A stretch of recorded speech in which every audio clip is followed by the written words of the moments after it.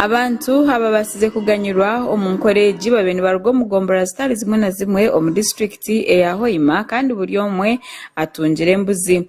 Embuzi ezi batungire zibarirwe sente zikwingana miliyoni 8 kandi ezi zigenderire kureba ngo abantu babasa kugira uko bayiganyira. Tugabire embuzi 205 hari abali 205 ugabusa mu counties zikwawukana mu district ya Hoima. Embuzi no ziguzwe mu sente zigenda miliyoni 8 kururango tende kagabwa mu process ya district. Sente zino zikaba ziri meant kugura embibo ya muhogo. Uthman Mugisha Mubaraka oli chairman w'entebe ya katano ahamwe na Felix Onguthman ogu olikoranga secretary owa production omu district ya Hoima bagira ngu embuzi ezi babeni bazihereza abalisa bonka abomu byaro. Abantu bagira ngu abantu abaganyirwe omu mbuzi ezi bashemeye kuzireberera kurungi okugira ngu zitagaruza omutindo enyuma. Abantu aba beneficiaries kyale bafunire embuzi kubasaba embuzi ezo tuzirolere. Zina tags mbuzi za government, mbuzi zetubakwasize kusobole kuzirolera bokuba embuzi zizara bwangu.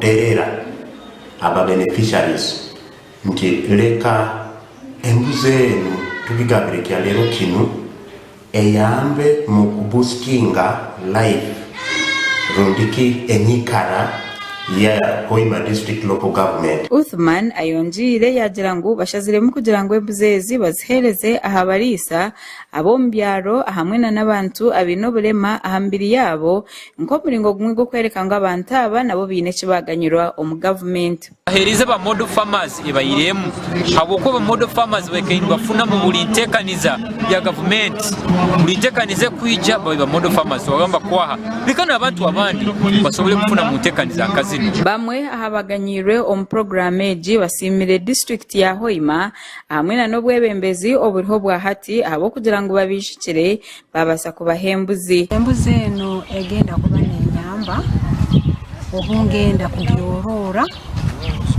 ninyorora nizara nefuna hawo entahya yokunyambaho kwerera abana sofuzi ntwara vune zibikuno kusima officer veterinary chama ara disabled okutekerezaho na muno kanyo omuntu ngenda jorora bihamu ekyo mugaso mu majisi. Aba bagarukire bashaba district hamwe na government okuguma ne batekatekaho okugira ngu omu programs ezindi nabo bataguma kufera. Aba government ebene konyera byinshi kweyongera mu majisi brand bijja soboye kutunga. Bamwe omuri aba bagarukire bagira ngu obwahati programs eza government ezirime emyoga ahamwe na parish development model ngo botine kibabire batunjire. Nyogege batulema nabo batira hamwa gada ya tulema twagire iyo parish model niyo tuli mu bana bo ekyalemera